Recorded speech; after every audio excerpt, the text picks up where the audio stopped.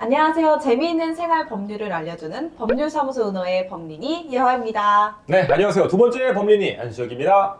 네, 안녕하세요. 은호 대표 변호사 김동현입니다. 자, 그러면 이번에는 개인회생을 신청하고 싶은데 걱정되는 분의 내용을 읽어보도록 하겠습니다. 네.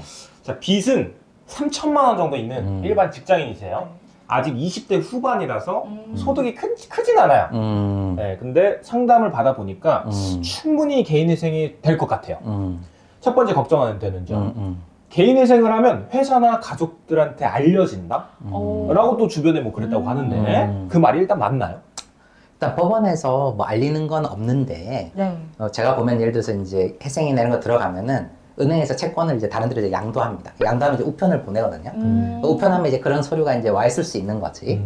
그래서 뭐 그런 것 때문에 뭐 들키거나 아니면 법원이 알리진 않지만 예를 들어서 뭐 가족이나 이런 사람들의 재산 상태를 요구할 경우가 있어요. 그러니까 이 사람은 젊으니까 뭐 좀 덜 할 수 있는데 아무튼 뭐 내가 옛날에 뭘 준 적이 있다거나 뭐 이런 걸 이제 확인하기 위해서 법원이 그런 걸 달라고 하면 이제 보통은 이제 그 사람들이 서류를 이제 발표해서 줘야 되는 거죠. 가족이. 네, 물론 이제 뭐 법을 떠나서 이제 가족의 공인증서를 갖고 있어가지고 그런 걸 이제 발급받아가지고 주시는 분들도 있는데 이제 뭐 그런 경우나 아니면은 본인도 모르게 뭐 전화하다가 뭐 전화하다가 사건 번호 막 이렇게 얘기 나오고 하는 거 아니면은 뭐 법원이 알리는 건 없으니까요. 근데 회사 인사과는 알 수도 있어요. 왜냐면 회사에 요청을. 근데 모를 수도 있고, 근데 회사에 만약에 채무가 있거나 뭐 회사에 압류가 들어오거나 뭐 이러면 이제 알 수 있는 거죠. 그러면 어쨌든 개인회생을 신청하신 분들은 신용카드를 쓸 수 없게 되잖아요. 그렇죠. 그런 부분 때문에라도 좀 알 수 있게 되나요? 그럴 수도 있죠. 근데 뭐 예를 들어서 저희 사무실에도 직원들이 이렇게 있지만 그 직원들이 개인회생하고 있는지 전 모르는 거지. 모르죠. 네. 이게 뭐 저는 월급 주고 월급 받아서 이제 법원에 변제금 납부하면 되는 거거든요. 그렇죠. 네. 그래서 뭐 회사에서 모를 수도 있죠. 네, 굳이 오케이. 이렇게 추적해서 찾아보지 않는 한은 그렇죠. 알 수 그리고, 없다. 그리고 이제 뭐 신용카드도 뭐 못 쓰지만 체크카드 같은 것도 쓸 수 있어가지고 체크카드 쓰고 하면 또 뭐 잘 모르죠. 오케이. 그럼 두 번째 걱정되는 점. 주변에서 개인회생을 신청하면 다른 곳에 취업하기 어렵고 통장 사용이 안 된다고 하는데 이것도 진짜 맞는 얘기인가요?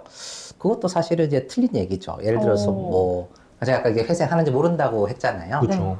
그 누가 회생하는 줄 알아서 이렇게 취업을 그런 게 없잖아요. 그치. 네. 없을 것 같아요. 네. 그쵸. 범죄가 아니기 때문에. 사실 범죄도 요새 뭐 범죄 경력을 달라고 하는 것도 불법이기 때문에 이제 그 사실은 알기가 어렵죠. 범죄 같은 경우는 그래서 이제 뭐 우리가 공고 낼 때 해외여행에 결격 사유가 없는 사람 뭐 이런 식으로 이제 내는 걸로 알거든요. 나중에라도 이제 그런 게 나올 수 있으니까. 근데 회생은 뭐 그런 게 이제 없죠. 예, 없고 다만 이제 어떤 직업상으로 보증보험을 발급해야 되는 사람들, 은행이나 뭐 이런 사람들은 보증보험 발급이 안 되기 때문에 취업을 이제 못하는 거예요. 그럼 통장 사용이 안 된다 이런 거는 또 통장 사용은 되죠. 통장 사용은 뭐 체크카드도 쓸 수 있으니까. 근데 이제 뭐 저희가 보통은 어쨌든 지금 주로 쓰거나 채무가 있는 은행 말고 뭐 다른 데 이제 개설해가지고 쓰셔라. 왜냐면 이제 하는 동안에도 압류 같은 게 걸릴 수 있으니까 네, 그렇게 이제 말씀드리는 거죠. 개인회생 신청하고 있는 분들도 통장 사용은 가능하다. 가능하죠. 그러면 아까 신용도를 얘기하셨는데 어쨌든 개인회생을 하게 되면 신용도가 좀 떨어지잖아요. 이미 이제 채무들이 많아졌기 때문에 미납금도 있을 거고. 그렇죠. 네, 이런 경우에는 어느 시점부터 좀 신용도가 올라가나요, 다시?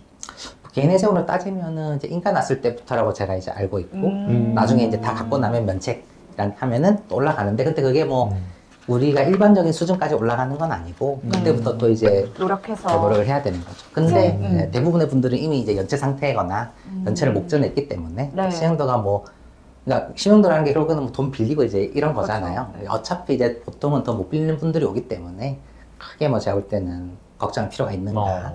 그럼 종합해보면 약간 이제 누군가 알려질 거를 걱정할 수준도 아니고 그렇죠. 딱히 신용도라던가 내 통장 뭐 압류돼가지고 못 쓰고 이런 것도 걱정할 만한 건 아니네요. 그죠. 그러니까 근데 이제 중간에 이제 압류나 감액에 걸리면은 못 쓸 수도 있기 때문에 우리가 이제 새로운 걸 이제 만드셔라라고 하는 거고 뭐 요건이 되시면은 다 하는 게 유리하죠. 그렇죠. 네. 이런 고민이 있을 때는 혼자 고민하는 것보다는 또 법률사무소 문화에 오셔서 그렇죠. 변호사님과 상담하시면 말씀해 주신 것처럼 이런 방법이 있다, 저런 방법이 있다 설명을 해 주신다는 거죠. 맞습니다. 네. 그리고 뭐 제가 볼 때는 뭐 그런 단점들이 있지만 그렇죠. 뭐 회생이나 파산 말고도 예를 들면 우리 신용회복위원회 이런 데 가서라도 네. 뭐 해결할 수 있으면 괜찮은데 보통은 이제 해결이 안 되는 분들이기 때문에 네.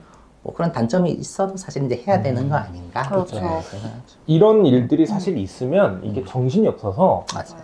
그러니까 뭐부터 해야 될지 대부분 잘 모르시더라고요. 그렇죠. 그래서 그러니까 이게 여유가 없다 보면 시야가 좁아져가지고 맞아요. 그러니까 뭐 인터넷에 건강 먹고. 그냥 맞아요. 유튜브에 이렇게 네, 검색만 네. 해보고 이게 제대로 된 정보가 없을 때는 그냥 전화해가지고 무료 맞아요. 상담이든 이제 그렇죠. 일단 받아보는 게 가장 좋겠죠. 그쵸? 아무래도 네. 길잡이를 좀 해주시다 그쵸. 보니까. 네. 그렇죠. 그리고 또 지금 말씀해주신 사례 같은 경우는 20대 남성분이시잖아요. 음. 이런 분들, 그러니까 20대인 경우에는 제가 봤을 때 더 크게 와닿을 것 같아요. 어머, 이게 무슨 일이야? 그치. 그럴 수 있죠. 내가 20살인데 내가 너무 큰 실수를 했다라고 생각하실 것 같은데 오히려 20대이신 분들을 더 법적으로 많이 보호해주려고 하는 것 그렇죠. 같아요. 뭐 말씀드렸듯이 서울 같은 경우는 2년에도 해주니까. 어, 물론 그 이제 채마다 그런 이제 게- 뭐 도박이나 이런 건 안 되고 그런 게 아니면 2년으로 해주니까 네. 되게 좋죠. 그러니까 청년들이 살아갈 수 있도록 희망을 좀 심어주려는 취지인 거죠. 뭐 그런 것 같습니다. 그렇지만 30대, 40대, 50대, 60대 분들도 희망을 가지고 70대 분들, 80대 분들. 그럼요. 그렇죠. 예. 와. 회생이든 파산이든 요건이 그쵸. 되면은 다 하는 게 유리한 것 같고 이제 많이 해본 입장에서는 그 말씀하시는 단점들은 크게 뭐 게 단점인가. 왜냐면 이 이득이 이렇게 큰데. 그쵸. 네. 아. 근데 저 궁금한 게 있는데 음. 물론 당연히 도박하다가 날리면 안 되겠죠. 그쵸. 근데 옛날에 우리 몇 년 전에 이제 코인 불장이라는 게 있었습니다. 아, 그렇죠. 그때 막 이제 저도 그때 직업 군인이었는데 막 옆에서 막 그 엄청 많이 했었어요. 아, 뭐 100만 원으로 1000만 원 만들고. 그니까요. 막 인생 한 방 이러면서. 근데 그래 100만 원, 200만 원 하는 건 괜찮아. 근데 어떤 분들은 진짜 회사 대출, 맞아요. 신용 대출 끌어가지고 맞아요. 하시는 분도 분명 있었을 거 아니에요. 맞아요. 하이 있어요. 리스크, 예, 하이 예. 그렇죠. 리턴. 그런 분들은 이제 기업을 다니고 있어. 뭐 한 달에 월급 뭐 300만 원 받는다고 예를 들어서 할게요. 그래서 신용 대출이랑 회사 대출 끼면 한 진짜 한 1억 원까지 나오는 그렇죠, 분도 그렇죠. 굉장히 많았단 네. 말이에요. 그런 분들은 코인이 도박은 아니지만 투자잖아요, 사실. 그러면 그렇게 해서 딱 다 날렸어. 그럼 이런 분들도 개인회생 돼요? 그래서 수혁 씨가 좋은 말씀 해주셨는데 이제 코인이나 주식이나 이런 것들이 이제 저는 도박은 아니라고 생각하거든요. 네. 그게 도박이면은 저기 증권회사나 비싼 같은 그쵸. 데는 다 이제 도박장 개설한 거지. 그리고 이제 주식도 들어보면은 진짜 엄청 초단타 이런 것도 있잖아요. 기술적으로. 그쵸, 네. 그러니까 뭐 짧게 한다고 꼭 도박이라고 할 수도 없다라고 하는데 예전에는 법원에서 이제 그걸 거의 도박하고 유사하게 처리를 했어요. 그래서 만약에 1억을 빌려가지고 코인이나 이런 걸 했어. 그럼 무조건 이 1억 이상을 변제해라. 이런 식으로 나왔는데 뭐 요즘에는 그래도 이제 법원마다 좀 다른데 보통 이제 3년 하잖아요. 근데 이제 코인이나 이런 거 했다. 그러면은 5년 정도까지 하면 5년 하면은 넘어가주는 법은 있는 반면에 이게 이제 불법이 있는 게 아니기 때문에 3년만 해도 또 넘어가주는 법원도 있고. 네. 그럼 된다는 거네요? 되죠. 그래서 저희가 이제 그 중간에서 이제 많은 그런 걸 했죠. 예를 들면은 이게 뭐 1억을 빌려서 했는데 네. 뭐 따지고 보니까 결국 손해는 5천만 원이다. 이렇게 계산해가지고 5천만 원만 넣고 막 신청도 해보고 여러 가지 이제 방법을 많이 시도했는데 이제 코인 같은 경우도 주식도 그렇고 이제 많이 됐죠. 이제 그런 사례가 나온지. 그래서 이제 법원들마다 좀 다르긴 한데 이제 안 해준다라고 하는 법원은 이제 없고 극단적인 경우에도 그 빌려서 이제 주식이나 코인 한 금원을 재산 가치에 넣으면은 네. 거의 다 이제 해주죠. 아, 그래요? 네, 근데 이제 그거는 이제 못 갚는 사람이 있을 수 있어요. 예를 들면 아. 월급이 200쯤 되는 사람은 1억 원 이상을 변제하기 어려우니까. 그쵸. 근데 그런 경우도 근데 이제 최대한 해서 5년간 하겠습니다라고 하면은 네. 대부분은 넘어가 준다. 그러면 좀 정리해보자면 신청 자격이라는 게뭐 누구에게나 좀 열려 있다라고 보면 될까요? 그렇죠. 빚이 있어서 힘든 분들은 뭐 대부분 가능하다고 봐야죠. 그렇죠. 여러분들 희망을 갖고 꼭 법률사무소 은호에 오셔서 상담 받아보시면 좋을 것 같습니다. 저희는 다음 시간에 더 재밌는 이야기로 찾아올게요. 수고하셨습니다. 네, 감사합니다. 고마워.